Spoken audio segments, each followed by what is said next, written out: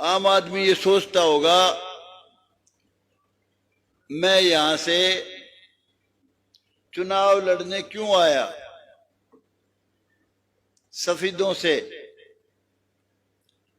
मेरा मानना है जगह वही अच्छी होती है, मोहल्ला वही अच्छा होता है, गांव वही अच्छा होता है जहां सारे बसें। गुरु रविदास जी की बात मैं कभी भूलता नहीं। कहते थे ऐसा चाहूं राज में जहां मिले सबन को अन्न, ऊंच नीच सम बसे रहे रविदास प्रसन्न। तो आपकी जो ये जमीन है सफीदों कॉन्स्टिट्यूएंसी जो है ये बहुत ही बढ़िया कॉन्स्टिट्यूएंसी है। यहां सारे बसे हैं भाई। मैं पहले भी एक बार आया था, बहुत से भाई मिसाल दे देते हैं कि ये तो 91 में आया था, बड़ी जमानत जब्त करा के गया था, बहुत मामूली से वोट आए थे। वोट भी बताते हैं, मेरी उम्र भी बताते हैं। एक जी रामचंद्र जांगड़ा आया था, आंधी की टिकट ले रहा था 87 की, वो भी हार के गया था बुरी तरह। 5-4 हजार वोट आए थे। और फिर कहते हैं जी वंदना शर्मा आई थी, वो भी बहुत बुरी तरह से हार के गई थी। बुरी तरह से होते नहीं, वो कहते हैं वो हार के गई थी। और करमवीर सैनी का भी वो भाई जिक्र करते हैं, कहते वो भी जी इस हल्के का नहीं था इसलिए बुरी तरह हार के गया था। तो कलीराम पटवारी जी ने हर चीज का आपको खुलासा किया है। भाई हम सब इस देश के वासी हैं, कोई बारी नहीं है। इस देश का अगर कोई चीज सत्यानाश करने वाली है तो वो है जात पात, ऊंच नीच, भेदभाव, छुआछात और भ्रष्टाचार। हम सब एक पिता की संतान हैं, सबका खून का रंग लाल है। ये जात पात जो है इस देश का बीज मारेगी। बाहरी का तो इनने बता दिया। चोई देवीलाल ने राजस्थान से भी जा लड़ा, पता नहीं कितनी कॉन्स्टिट्यूएंसियों से लड़ा, कभी सोनीपत से लड़ गए। और ऐसा भी वक्त था जमानत जब्त भी हुई, चोई भजनलाल ने जमानत जब्त कराई, चोई बंसीलाल ने कराई, लेकिन फाइटर थे, योद्धा थे, लड़े। और भाई कितने ही लोग अपनी कॉन्स्टिट्यूएंसी छोड़ के लड़े हैं। मनोहर लाल खट्टर जी कह रहे थे मैं भी करनाल से अपनी कॉन्स्टिट्यूएंसी अपनी जगह से अलग आया हूं। चोई भजनलाल कभी मेवात में लड़े, बन के आए करनाल में लड़े। अनेक लोग अनेक जगह से लगे और मेरे लड़े। और जो मेरे बारे में ये कहते हैं ये भारी है, बाहर का है। भाई एक बात मैं बड़ी फक्र के साथ कह सकता हूं,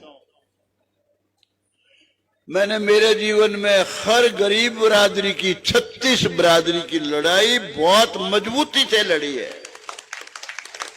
और जो आज बैकवर्ड समाज के, जो बैकवर्ड समाज में बीसी में शामिल है, बड़े डंके की चोट पे कहता हूं मेरे से बड़ी लड़ाई किसी ने नहीं लड़ी हरियाणा में, मैंने लड़ी, सिर्फ मैंने, और जीता। आज जो बैकवर्ड क्लासेस के भाई जो फायदा उठा रहे हैं, जो नौकरी ले रहे हैं, उसमें राम कुमार गौतम का बहुत बड़ा हाथ है। बड़ा फख्र के साथ कहता हूं, मैंने उसकी कीमत भी दी है बहुत बड़ी। एससी की लड़ाई, एससी के बारे में जितनी आवाज उठाई मैंने, एससी बीसी, वो मेरे अलावा किसी ने नहीं उठाई। और उसके अलावा किसान की आवाज, जिन दिनों 3 कानून बने थे, मैं हालांकि खट्टर साहब सरकार के साथ हमारा गलती से फंस गया था भाई, मैं भी इस होद्दे में एमएलए बन गया नकली।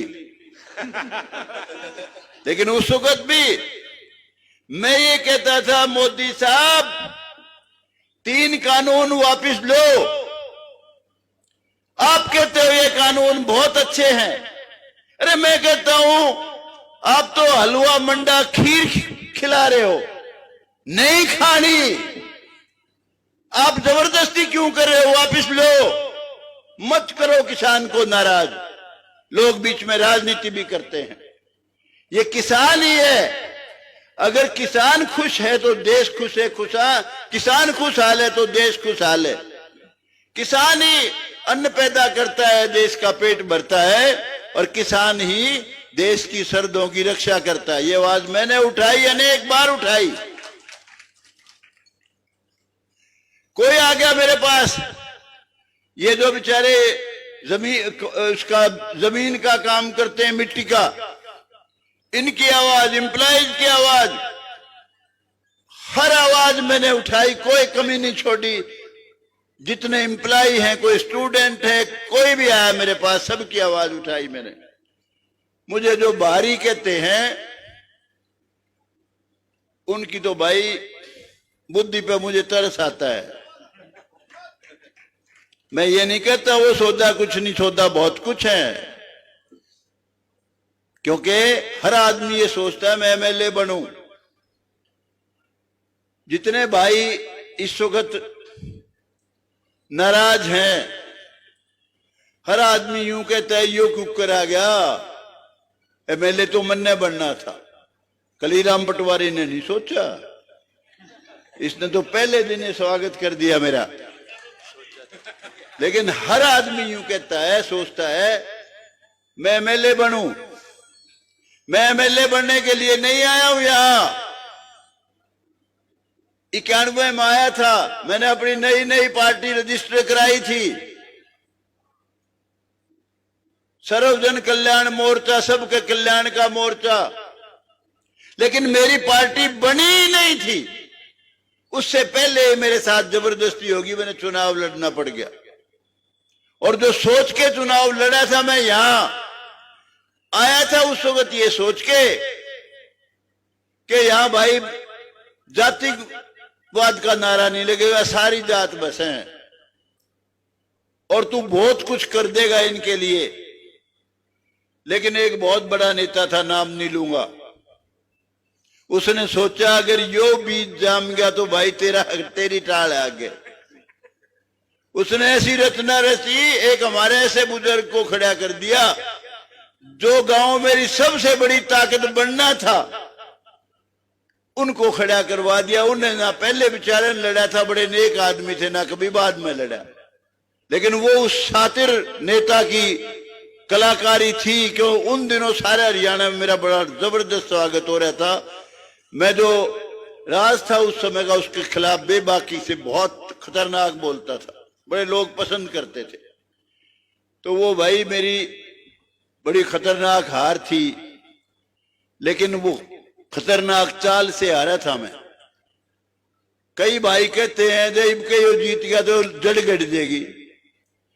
भाई सबके बीच में कह रहा हूं, ये मेरा अंतिम इलेक्शन है, किसी को डरने की जरूरत नहीं नेता को। और जो मेरा साथ देगा उसका आगे फल लगेगा, जो मेरा साथ नहीं देगा उसका बीज जाम दे तो मेरे को बता दियो।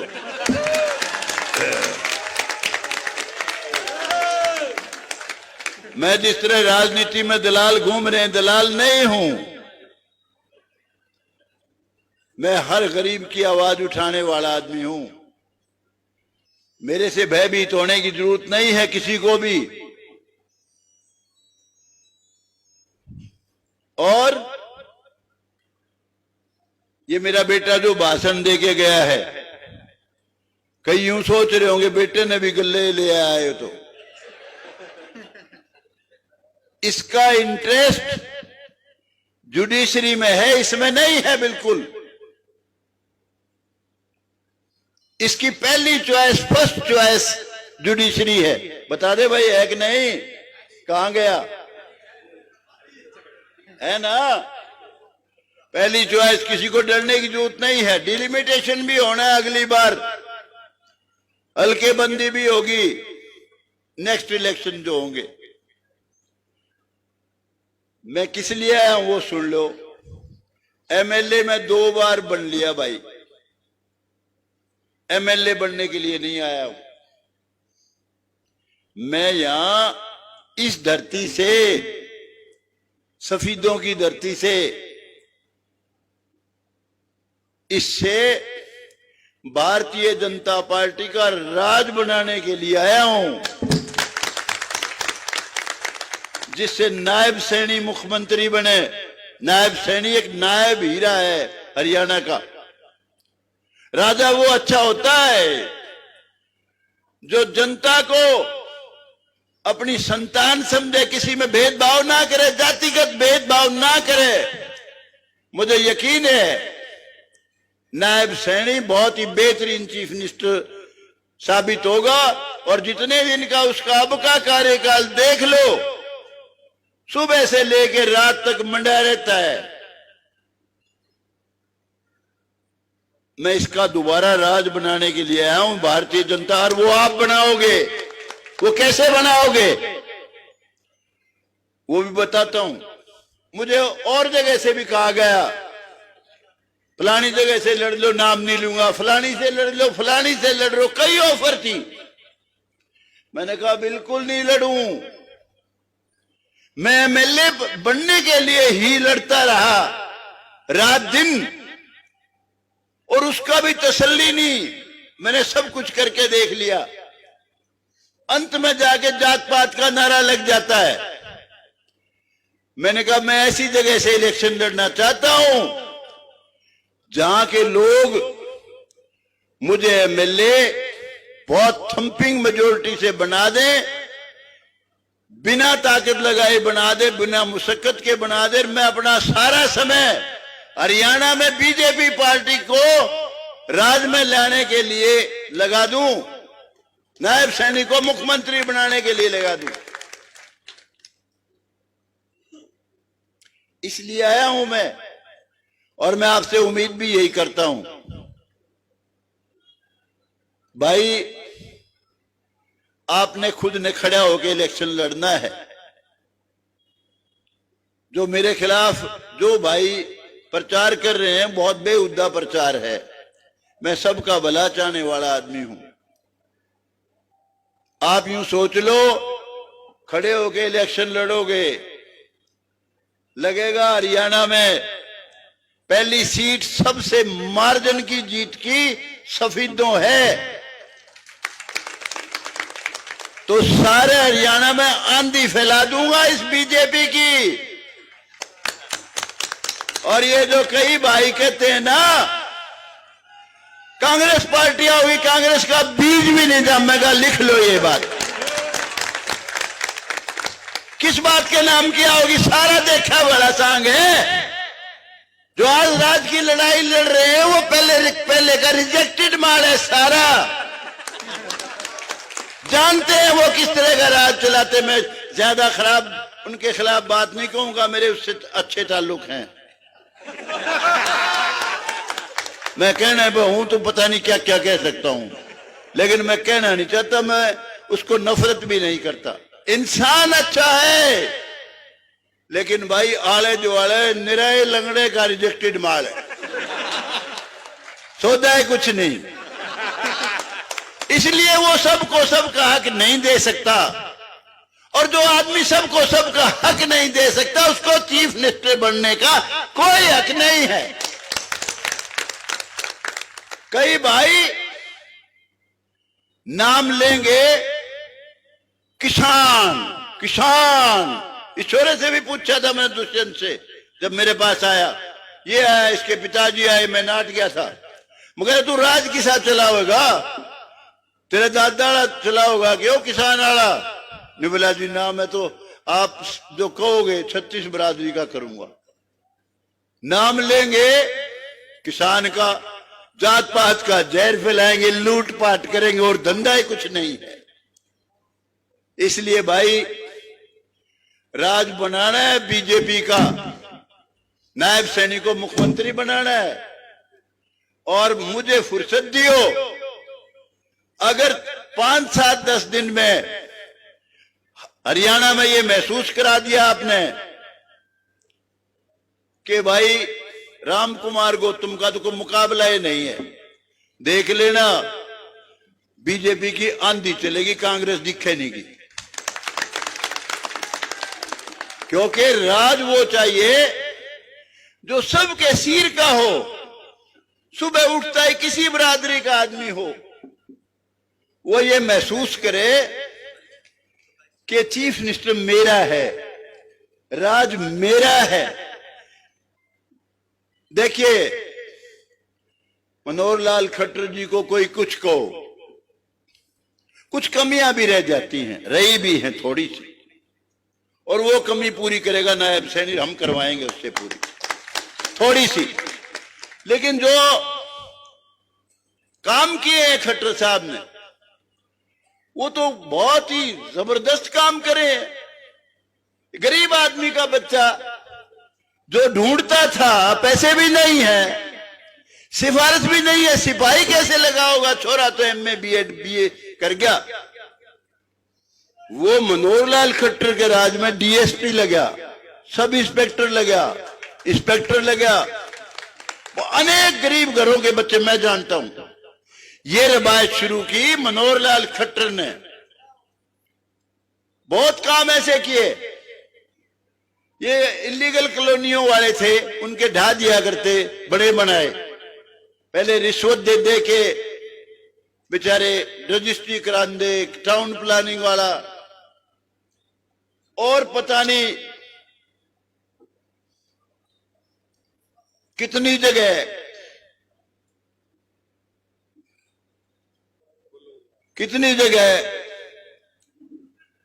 बेचारे डर के जीवन गुजारते थे। मनोहर लाल खट्टर ने सारी इलीगल कॉलोनी लीगल बना दी, बहुत बड़ी बात है ये।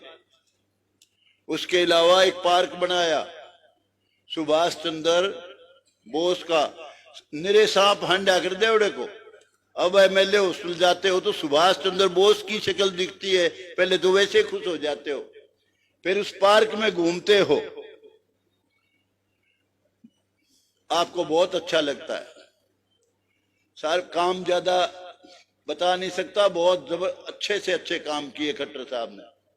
नायब सैनी ने फिर जो कमी पेशियां थी वो दूर करने की कोशिश की, लेकिन थोड़ा समय था। कई कार्यकर्ता यूं कहते थे जी मेरा छोरा रह गया, मैंने बीजेपी को बनाने के लिए कोई कसर नहीं छोड़ी, सारी जिंदगी लगा दी, मेरा बच्चा घर बैठा है, सारी कमी पेशी यो करेगा पूरी नायब सैनी, ये कसरे नहीं छोड़े। क्यों हम छोड़ने को अंधे?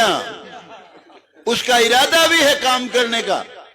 जो आदमी सुबह से रात तक लगा रहता है, 12-12 बजे 1-1 बजे पब्लिक डीलिंग करता है, साधारण आदमी नहीं है, वो हीरा है। और देखने में देखो छोरा ऐसा लगे जैसे गंगा किनारे वाला हो, कितना खूबसूरत नौजवान है भाई।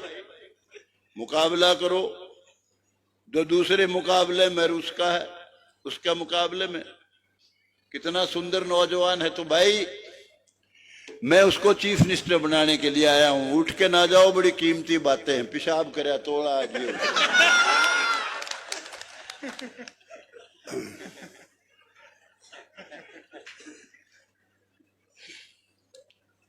भाई एक बात मैं आपसे पूछना चाहता हूं, ईमानदारी से बताना।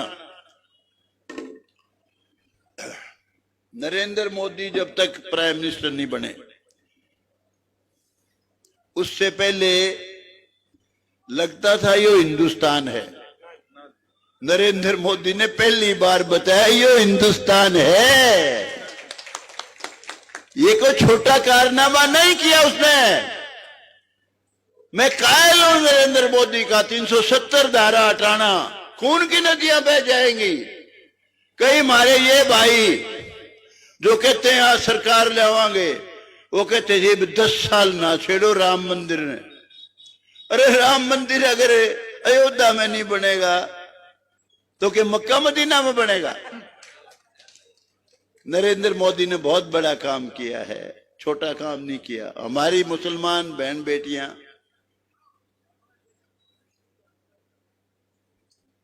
तलाक तलाक तलाक, कई बच्चों की 63 साल की उम्र की महिला का सुप्रीम कोर्ट में फैसले के बावजूद राजीव गांधी ने वो कानून ने बना के खत्म कर दिया सुप्रीम कोर्ट के फैसले को। कितना बड़ा काम किया है, ट्रिपल तलाक हटा के बहुत बड़ा काम किया है। दुनिया में गौरव बढ़ा दिया इस देश का नरेंद्र मोदी ने। जब प्राइम मिनिस्टर थे सरदार मनमोहन सिंह जी, उनकी पगड़ी खुलवा ली थी अमेरिका में एयरपोर्ट पे। नरेंद्र मोदी के तो अनेक प्राइम मिनिस्टर, प्रेसिडेंट पैर छूते हैं, सम्मान करते हैं, उसका गले लगते हैं। कितना बड़ा गौरव बढ़ाया है। और हमारी ये बहन बेटियां जो महरूम थी, बहुत समय से इनकी मांग थी हम एमएलए एमपी में हमारा रिजर्वेशन होना चाहिए, वो कारनामा भी नरेंद्र मोदी ने किया है। 1/3 एमएलए एमपी में रिजर्वेशन देके। ऐसे ऐसे पार्टी के लोग थे जो उस कागज को फाड़ देते थे महिला रिजर्वेशन वाले को, जो अब विरोध में हैं, जो रोज नारा लगाते हैं। कभी संविधान लेके चलेंगे संविधान, कभी कहेंगे जाति पाति की जनगणना करो। वो एक ने पूछ लिया, उसने अनुराग ठाकुर ने, बोला जात तो बता तेरी पूछनी है। अरे भले आदमियों, इसको जात पात में बांटोगे इस देश को? हमारी सबकी एक जात है भाई, किसी की न्यारी नहीं है। इस देश को दोबारा क्यों गुलाम करना चाहते हो? इस देश को, इसका गौरव बढ़ाओ, ऐसी टुच्ची बातें मत करो। और अपना कार्यकाल देखो, तुमने जब राज किया है तुमने क्या किया था? जब ये जाति पाति तुमने क्यों नहीं जनगणना कराई? आज क्या हो गया? आज कुर्सी से आउट हो गए तो जाति पाति जनगणना। तो भाई बातें बहुत जानता हूं, लेकिन आप बहुत देर से खड़े हो, बैठे हो, खड़े हो कुछ भाई। तो मैं तो आज यही कहना चाहता हूं कि मुझे बहुत थंपिंग मेजोरिटी से जिताओ, ताकि हम आगे सारे हरियाणा में बीजेपी की सरकार ला सकें। कई कहते हैं जी बोले उरे क्या करने आया? भाई उरे इसलिए आया हूं कि बीजेपी का राज बनाऊं। एक जगह में फंस के खड़ा हो जाता, कोई के इसकी जात कोई नहीं, कोई के इसकी पात कोई नहीं। उन चीजों से आउट हूं। अब मैं सारे भाई बसे हैं, जहां सब भाई बसे हैं वो सबसे अच्छी जगह होती है। 1 बजे के बैठे लोग सीआईडी वाला को बोलना है जी एक्चुअल रिपोर्ट भेज दे। और दूसरी बात, सफेदों की जनता पे है डर के साए में, वो डर नहीं रहा होगा। किस चीज का डर है? बदमाशी है यहाँ ज्यादा। अच्छा, ये अभी मुझे बताया है इस भाई ने कि यहाँ बदमाशी बहुत है। भाई ये आज बदमाशी तो पैदा हो ही नहीं, ये तो बहुत पुरानी बदमाशी है। लेकिन मैं आपको विश्वास दिलाता हूं भाई, मुझे अगर आपने मौका दिया और बीजेपी को कामयाब किया, देश में हमारी हुकूमत बनी, भाई बदमाश यहां नहीं दिखेगा। ये बात दिमाग से निकाल दें।